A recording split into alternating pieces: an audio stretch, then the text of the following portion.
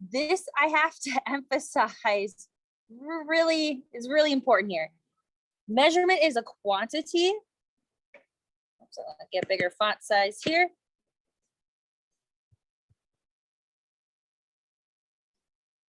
That has both a number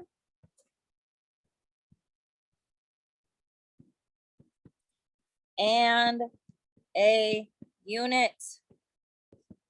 I will be a stickler for units. It's very important that you guys have it. Otherwise, it's just a number. You're telling the person what this number means or represents. So you need to make sure you include units. Now, we are going to talk about scientific notation today, just lots of different stuff. So scientific notation, this is when we have a number as a product of two numbers. And by product, I mean multiplication.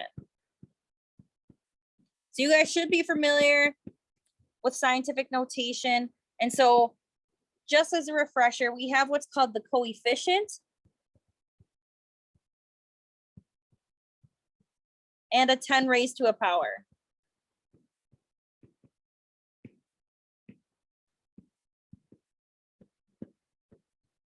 So my example for you here, I'll write it under here, is that let's say we had 2.1 times 10 to the fourth power. My coefficient would be that 2.1, if not, where my 10 to the power is 10 to the fourth, all right?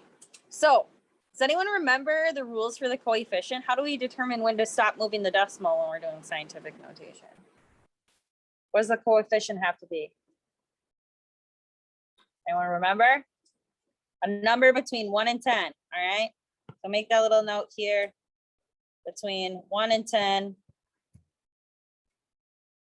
That's how we get our coefficient. All right, so we're gonna switch gears a little bit, talk about accuracy and precision. So to be accurate, who can tell me in their words, what does it mean to be accurate in your own words? Yeah, go ahead. You have to speak up. I have a fan right in my ear. Centered, okay. Yes, in a sense. What else? Yeah. Correct, exactly. So being centered, for example, like what we do, what we're talking about below this is bullseye. Like, can we get to the bullseye? How close to the center can we be? So accuracy, this is the measure of how close a measurement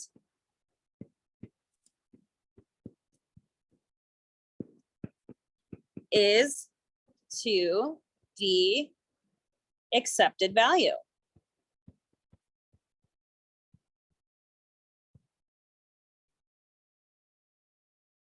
Now, you're going to hear so many different ways to say accepted value. You're going to hear accepted value, true value, actual value.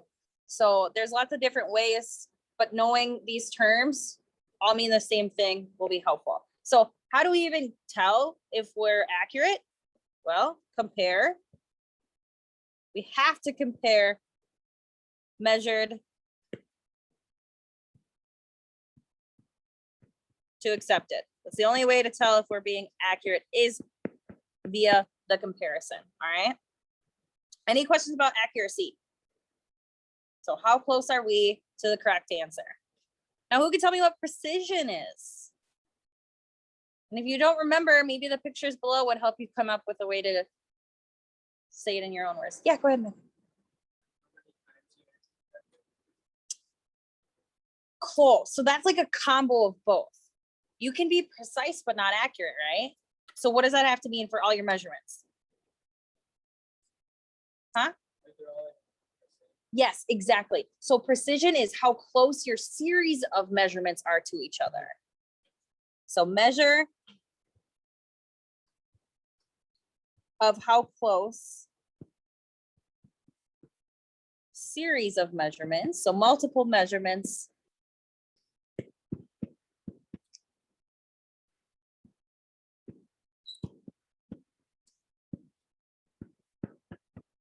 are to each other.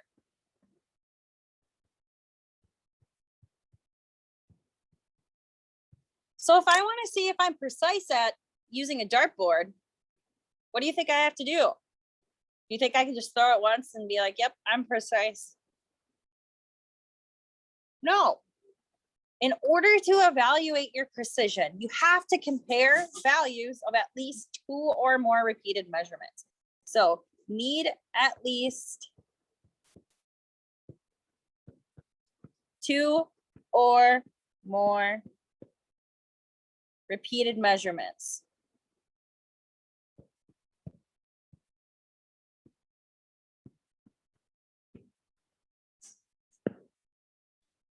So what we have here is just visual representation, and you guys may have seen this before. So thinking about a dartboard, what would be our correct answer for a dartboard? What are we aiming for? The bullseye. We're looking to get the center. So if we are taking a total of 4 shots, all 4 of them hit the middle and they're all close to each other, that makes us accurate and precise.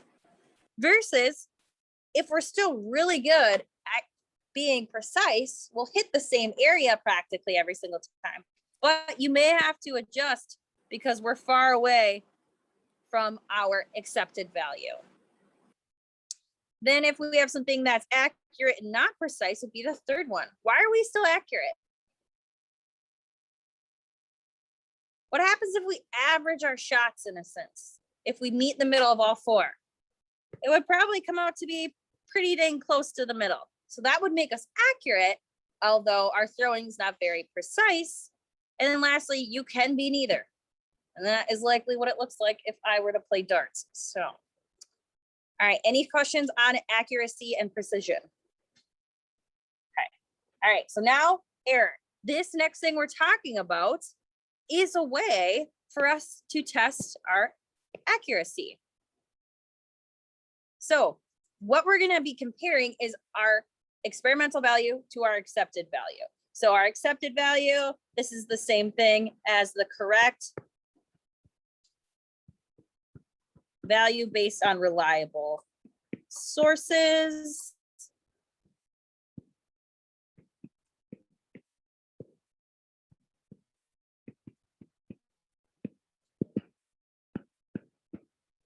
So I'd have to make sure that I'm getting my accepted value from a reliable source. Then we have our experimental value. So this is what you guys do in lab. Anything you come up with in lab could be considered an experimental value. So value measured in lab.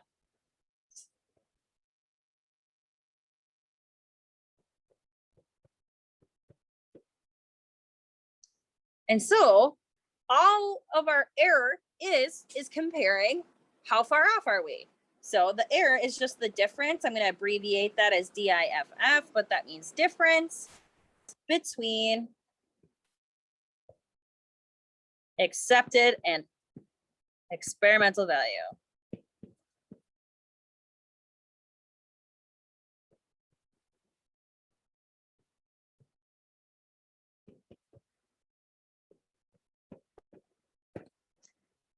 And so for us, what we like to do in lab, and so this will be very important for you guys to look back at, because any lab from here on out, if it deals with numbers and I give you an accepted value, you better calculate percent error, all right? So what does that look like? Well, the formula is percent error is equal to your experimental, or I'm just gonna say experiment value, minus your accepted value. And we're gonna go ahead and put absolute value. Our percents are never negative here. So the absolute value of the experimental value minus the accepted all over the accepted value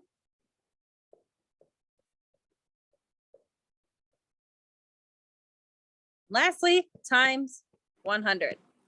That's to turn our decimal into a percent. All right, so it's not very complicated. The hardest part is just figuring out, okay, what's my experimental and what's my accepted value here? Because even if you switch around the order of these terms, since we're using absolute value, it doesn't really matter. All right. So the key is always making sure we divide by our accepted value. So we're going to do an example here using it. So let's say that we are looking at the boiling point of water, H2O. And I say from in lab, the boiling point is equal to 98.9 degrees Celsius. Let's say that's what I found out in lab, is water boils at 98.9 degrees Celsius. But let's say we look up our actual. Does anyone know what water boils at in Celsius? I think I heard it. 100. So this is why Celsius is awesome. Water freezes at 0, boils at 100. So our actual boiling point would be 100 degrees Celsius. So now we just have to decide where these numbers go. What number do we plug in for our experimental value? 98.9. So we start with 98.9 degrees Celsius minus our accepted. That's our actual, what it should be. So it should have been 100. Absolute value of those divided by 100 degrees Celsius. And then we're going to multiply by 100 to turn it into a percent. So that would mean our percent error is equal to 1.1%. That is really good. If you have a percent error less than 5%, doing something right. All right, so Sig Figs. These are so important when talking about measurements in lab. This has to do with the precision of every tool we use. How precise can we be? How far can we actually measure? Is something 98 degrees or is it 98.0 degrees? So how would we record this? What would we say for the volume in this graduate cylinder? I think I heard it. So if this is, hold on one second, I'm gonna back up. Maybe this will help. If I say everything below here is water from here down, you read at the bottom of the meniscus, what is the volume?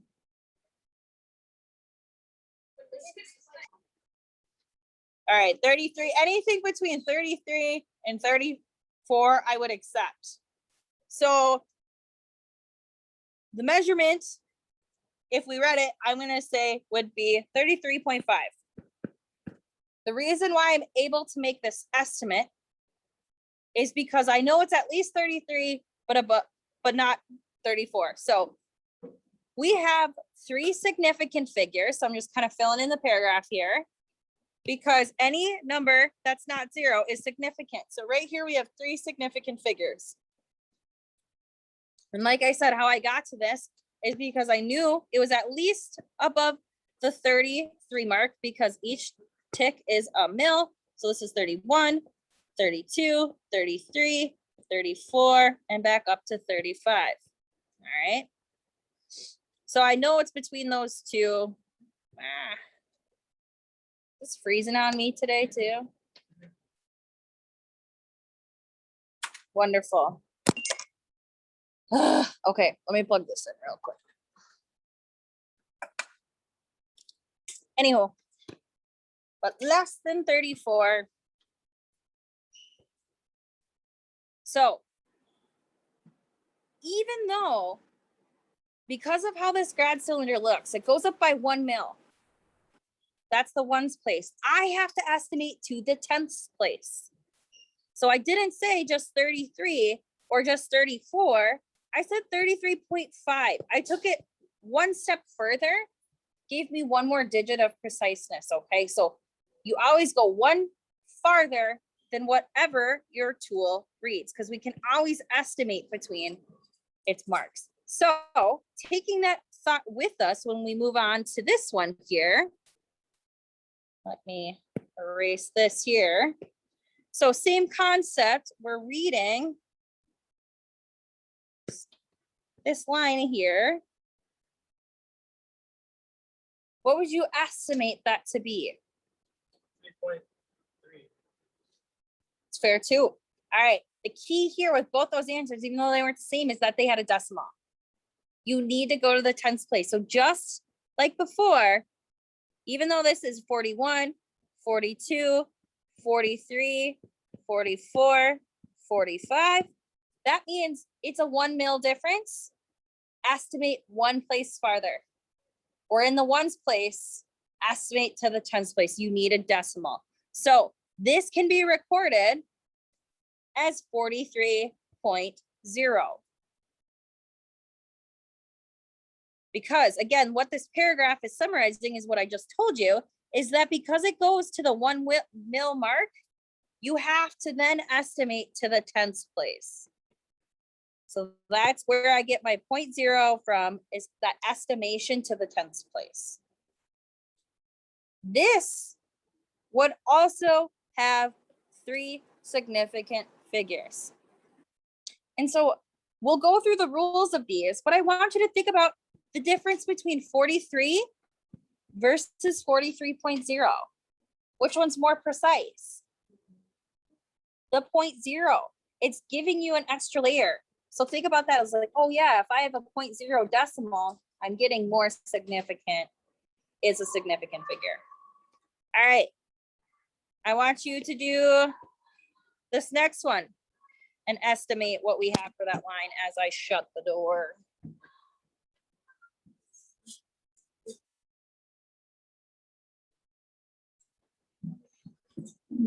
All right, I'm gonna go in and label what each tick represents.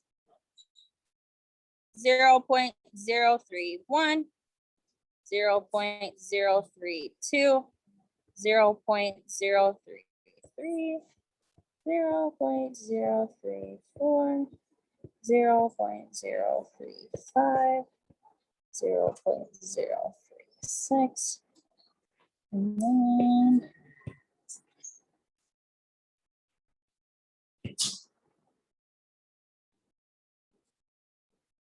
all right. What did we guess as how long this line is? So if each of these ticks, so the 0.031, 0.032 goes to the thousandths, you always have to estimate one place further, right? So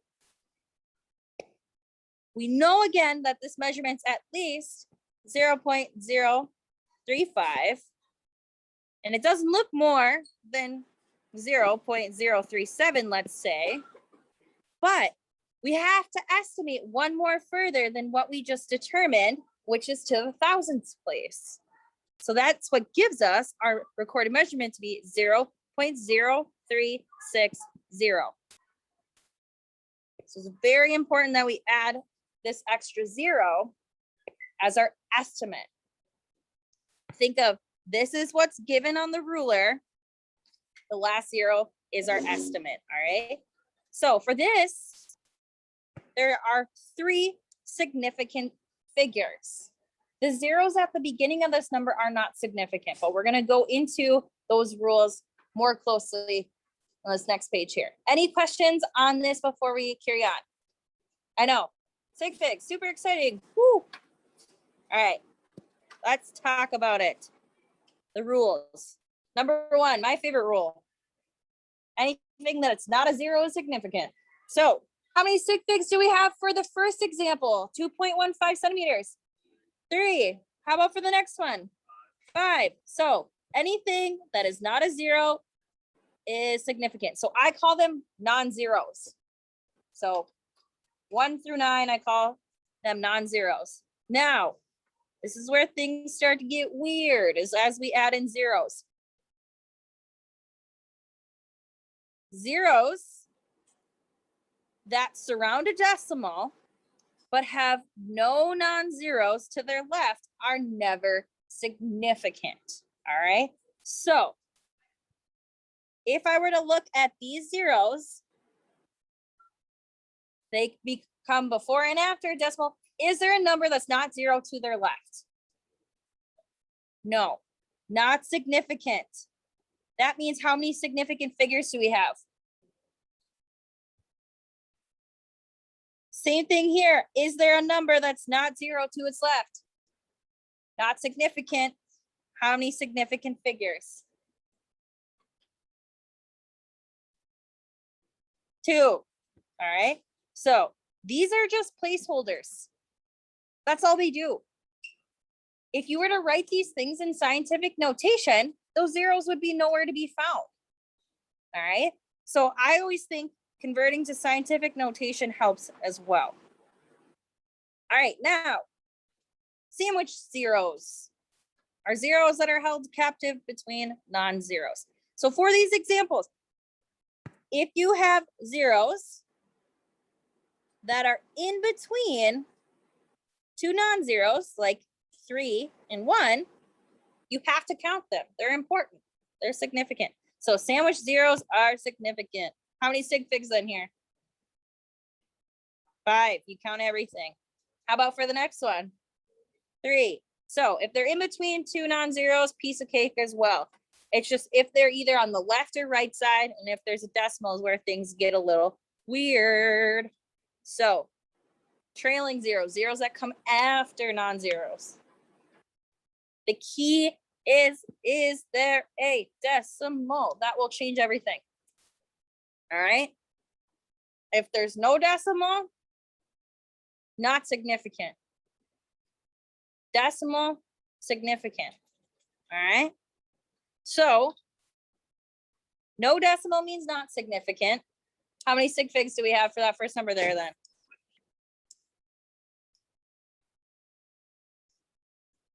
Yeah, thank you. 2. All right. So there are 2 sig figs here because is there a decimal? Nope. That means these aren't significant. What about for the next one? Is there a decimal? Is there a number that's not 0 to its left? Then they're significant. So how many do we have? Sorry, 5. Awesome. What about the last one? 4.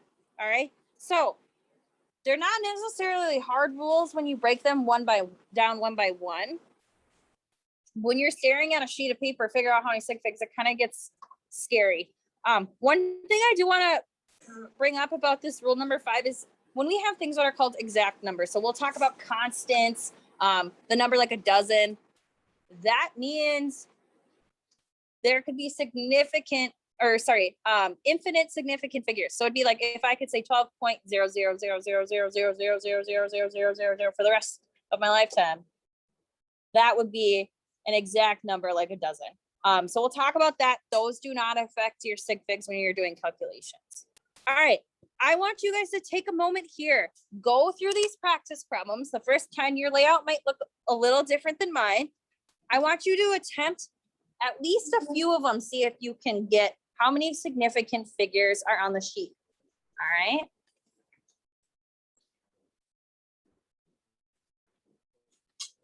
Okay. Let's run through these. Number 1, how many significant figures did we get? 3. Yeah, 3. So how we get this is if we look at rule number 2. So I'm talking about the rules on the previous page. I'm going to refer to those. If you look at rule number 2, it says if you have zeros to the left of non-zeros, and they don't have a non-zero to their left, they're not significant. So we don't count those. So we just have the 1, 2, 3 significant figures. What did we get for number 2? That's okay. 2 sig figs. Guarantee you're not the only one who put that as their answer. Hey, safe and inclusive learning environment. Let's be nice to our friends. All right, so this deals with both rule number 2 and rule number 4. All right, so you have to look at these zeros differently. So rule number 2 states the same thing as above. If it's a 0 on the left, and there's no number in front of it that's not 0, then it's not significant. So we don't count this one. But if there's a decimal, which there is, and a non-zero number to its left, then it is significant. We do count that one. So here we have 2 significant figures. What do we get for the next one?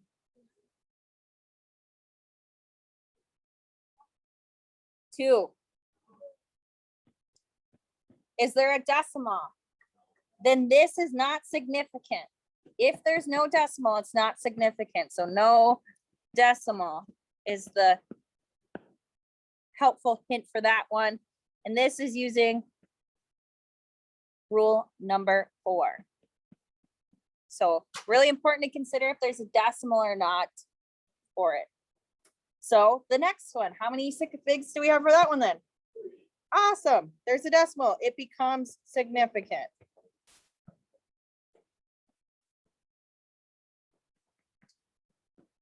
What did we get for number 5? Awesome. You guys are killing it. Yeah, you are. All right. So is there a decimal? Nope. So those zeros are not significant. No decimal. Those zeros are not significant. That means only the 5 is. So that's rule number 4 as well. All right, number 6. What did we get? Yeah, these are our sandwich or captive zeros.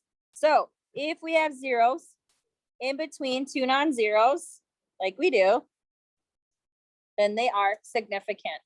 So this is rule number 3.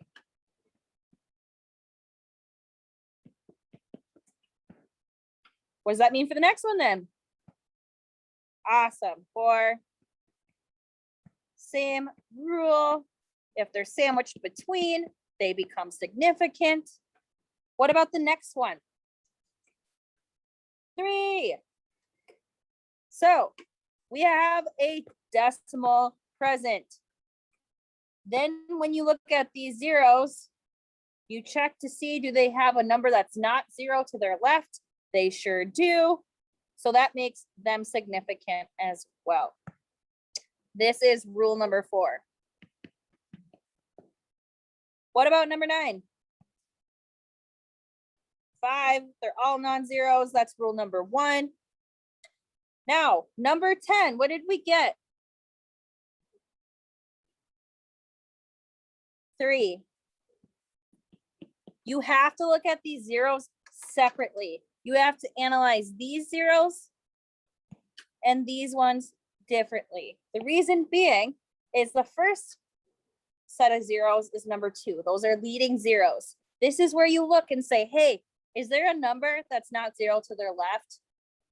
Nope, not significant. Versus if you look at these ones and you say, hey, is there a number that's not 0 to their left? Yes. Is there a decimal? Yes. Then they're significant. All right. So this is rule 2 and 4. All right. Any questions before we talk about rounding? Rounding with Sig Figs is weird. Just going to throw that out there. It's kind of weird. We got this. All right. So you might have an answer, but you're limited to only 2 Sig Figs or 1 Sig Fig, and you're gonna have to figure out how we round these things. The first thing you have to do is find your left most significant figure. What number up here is your left most significant figure? I think I heard it. Sorry. 5. Correct. So if I have to round to 2 Sig Figs, I'm going to count, starting with my leftmost, each digit that's significant. 1, 2. That means I want to cut off rounding my number at this place. So how I determine if I keep it as a 2 or move it up to a 3 is looking at the number to its right. 9 means I round up or down? Rounding up. So that means I answer with 2 sig figs. I keep everything the same in the beginning. And I'm rounding the 2 up because of the 9 it's next to. Now I only have 1, 2 sig figs. I rounded my answer. All right. So like I said, it's kind of weird. I'll do a couple examples and I'll let you try some on your own. All right. Any questions on that one? Okay, next one. Now we want to round this to 1 significant figure. Again, find your left most significant figure on here. In our case, what number will that be? 2. So this means we can only report to the 10th place. You guys cut the side conversation. I'll have a new seating chart by Wednesday. All right, so if we can only have 1 significant figure, that means we have to decide again, round up or down. Well, it's 0, right? So we know we're not going to round up. We're going to keep it at 0.2. And the nice thing about this, if the rest is zeros to the right, and it's a decimal, you can just drop it off. And what I mean is with 1 sig fig, you just put it as 0.2.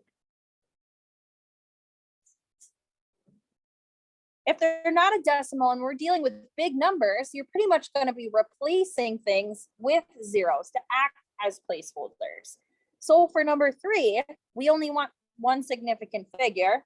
Our leftmost significant figure is the 6 here. But we can't just start dropping off zeros, because what happens? Then you can't compare 61 to 600. That doesn't make sense. So now when you have numbers above 1, and you have to keep its magnitude like in the hundreds, you just switch them out with zeros. So 610 to 1 sig fig becomes 600. We still have only 1 significant figure. We're just replacing the 1 with a 0 as a placeholder.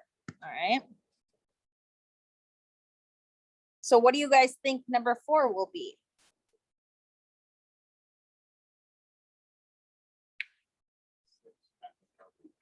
$610 without the decimal, right? So again, leftmost 1, 2, we can have 2 significant figures now, but what is making this 0 significant? The decimal. So we just need to get rid of that. Then it brings us 610.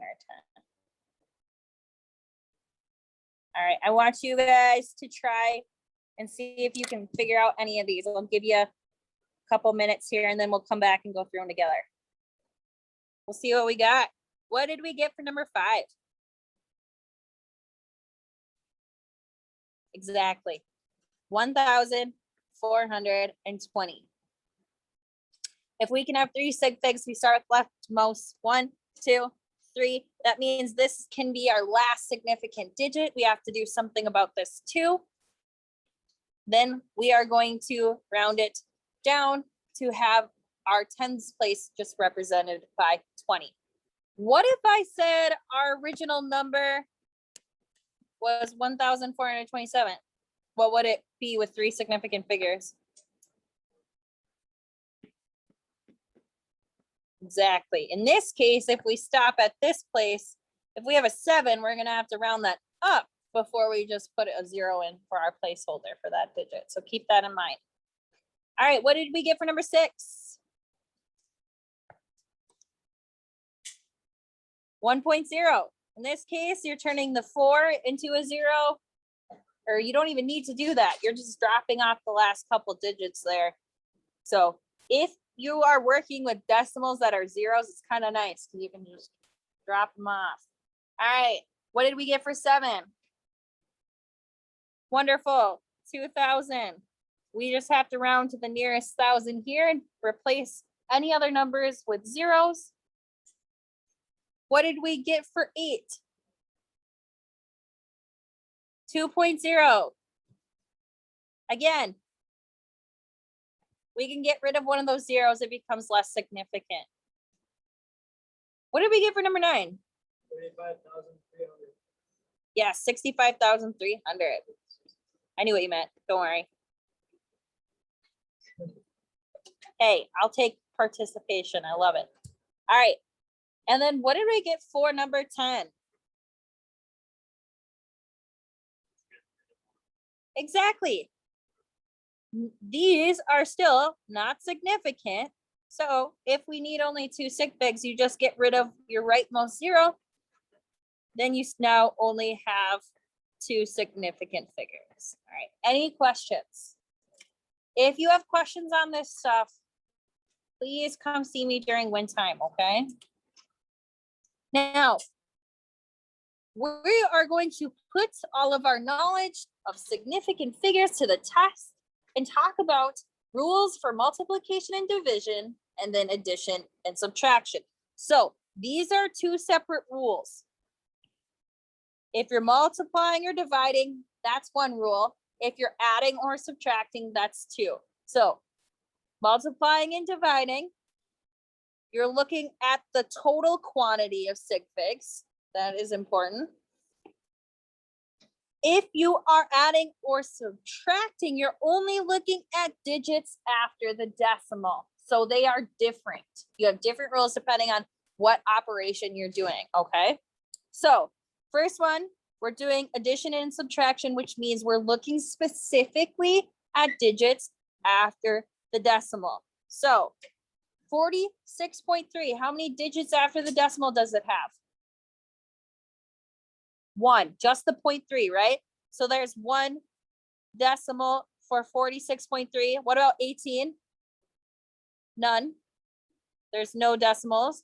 And then 1 decimal for 31.5. So if you guys were to put this in your calculator, you would get 95.8. But according to this rule I'm telling you, you have to round to the fewest digits after the decimal. The one that has the least doesn't have any, which means you can't have any. So what does this round to? 96. So your final answer is going to be 96. All right. Let's do a practice multiplication one. Let's do number 4 together. Any questions on that before we do a multiplication division? These tend to be easier because it's easier to think about this rule in my mind. So this rule is fewest total number of significant figures. So you just have to count for each number. 43.5 has how many significant figures? All right, so we're comparing 3 sig figs and then how many for 0.6483? Does that front 0 count? No, so there's only 4. So which one has the least? That would be 43.5. That means your answer can only have 3 significant figures. So typically what I do is write out my long answer and then I round. So if you were to type this into your calculator, you would get something like 29.36799, whatever, blah, blah, blah, blah, blah. So it's what we just practiced. We can only have 3 significant figures. So we count 1, 2, 3. That means we are cutting off at this decimal.